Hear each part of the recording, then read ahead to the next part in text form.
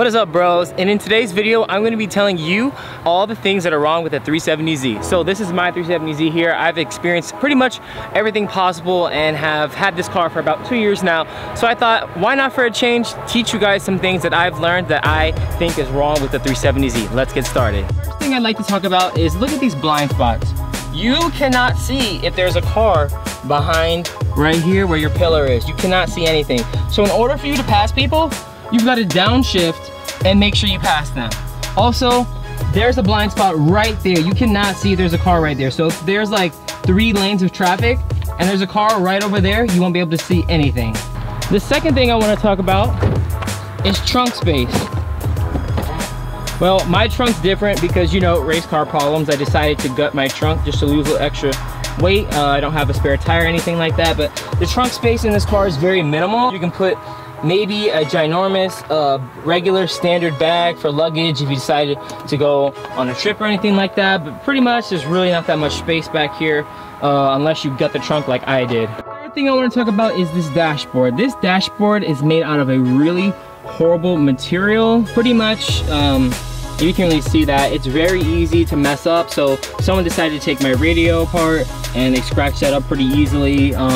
My car luckily doesn't have too many cracks, but there's a crack right here, if you can see that. Yeah, there's a crack right there. Make sure your 370Z is not in the sun like my dash is right now. It will start cracking all over the place. So that's one of the things I dislike and what is wrong with the 370Z. This dashboard is nice and it's very easy to crack. So make sure you don't put your dashboard in the sun for too long. So pretty much the clutch and the slave cylinder in the 370Z is garbage. And what I mean by that is that the clutch slave cylinders on these cars for the manuals is absolute crap. It could literally go out on you in 20,000 miles if you brought a brand new 370Z. They're just not reliable and they're known for going out. Mine went out when I was on my way to Z Days, which is my luck. I mean, I said it in previous video, so if you want to see when my CSC went out, here's a video right here, pops up on one of those cards or whatever. So that's why I think that the 370Z honestly needs a recall if they were ever to make another batch past 2018-19. I think it was wrong for Nissan to continue to produce that part for 10 years now. They started this production in 2009 and ended it in 2018, 2019. I think it's wrong for them to continue to make a part that is known for being unreliable and can go give out at any moment. Another thing that I think is wrong with the 370Z is the actual OEM top hat. So you're not gonna be able to see this. I didn't bring a wrench with me, but anyways. Right there is where the top hat sits. I'm not going to take this all apart. It takes a long time, but anyways, if I unscrew these 5 bolts that are right there, it's gonna show you where the top hat is, but that top hat is made out of plastic. And for some reason, Nissan thought it was gonna be a great idea to make your top hat out of plastic. So it's basically very, very thin plastic, and then it's like a metal rod. So I'm gonna pop up a video up in the screen just showing you what it looks like. So pretty much, that's what the OEM top hat is, and I don't know why they decided to make it out of plastic. It's very unreliable. If you have a very low tank, that will actually cause the top hat to break even faster, and it's known for giving out at random times as well, just like the CSC. I don't know why they decided to make a very thin plastic connected to a metal rod for some reason. That's going to make it easier for that plastic to break since it is connected to something that is so much stronger than it. So that's another reason why I think there's so many problems wrong with the 370Z. I think what's wrong with the 370Z is this 4th brake light. Factory for the US JDM 370Z, this 4th brake light right here does not actually work. I, however, had decided to order the JDM brake light that all the Euro and JDM 370Zs actually get from factory. This fog light for the US JDM cars, for some reason, doesn't actually work. I don't know why Nissan decided to do that, but I think it's something that the Nissan could have actually made useful for us US citizens. I don't know why they decided not to give us a working 4th brake light, but that's just another thing wrong with it. But if you want to be like me, you can go ahead and get yourself an aftermarket or an OEM JDM 4th brake light, so that way when you're braking, the 4th brake light actually works. All right, so last thing I want to talk about is the oil cooler. Some models didn't even come with one. When it was 2012 and plus, they decided to put one in there and it actually did nothing for the car. So if you are an enthusiast like me and you want to actually track your car or do some hardcore pulls, this oil cooler does nothing. If you're driving your car hard and you do a pull, you're gonna hit 220 oil temps after 2 pulls. I'm serious. Do a hard pull. You're gonna hit 220 after 2 pulls.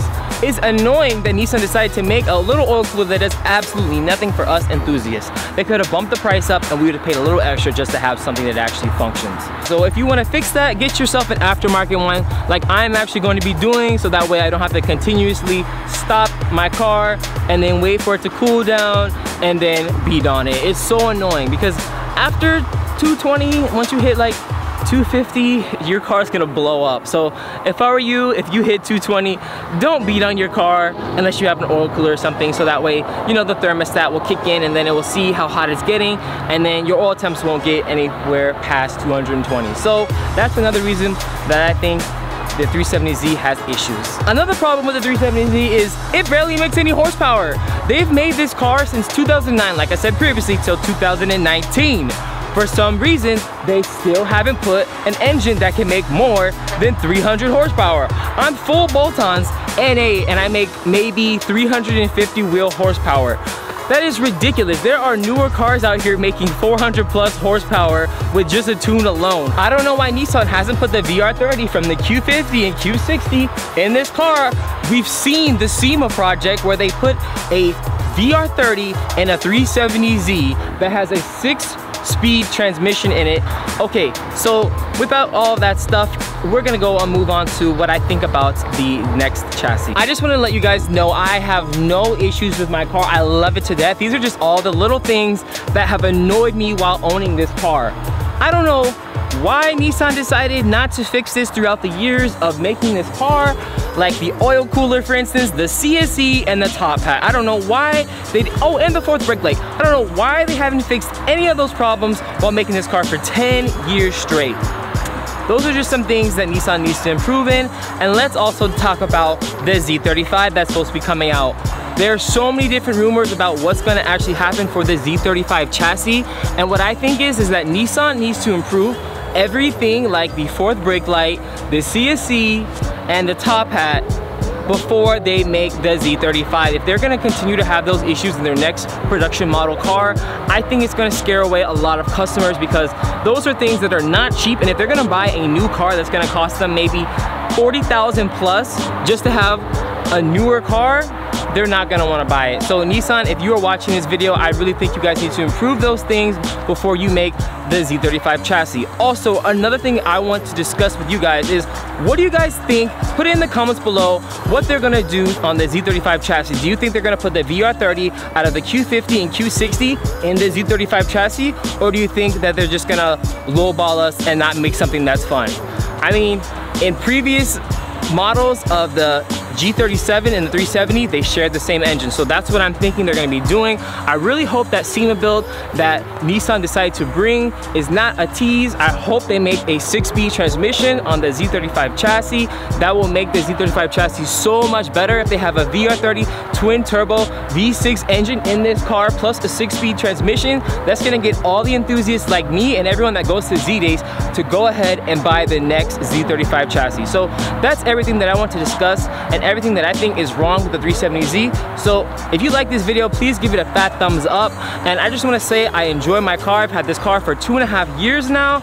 I think that these are just all the problems that Nissan needs to fix and has on the current 370Z. So that's pretty much just going to end up the video. So thank you guys for watching. Please comment and subscribe, and remember, let's turn our dreams into reality.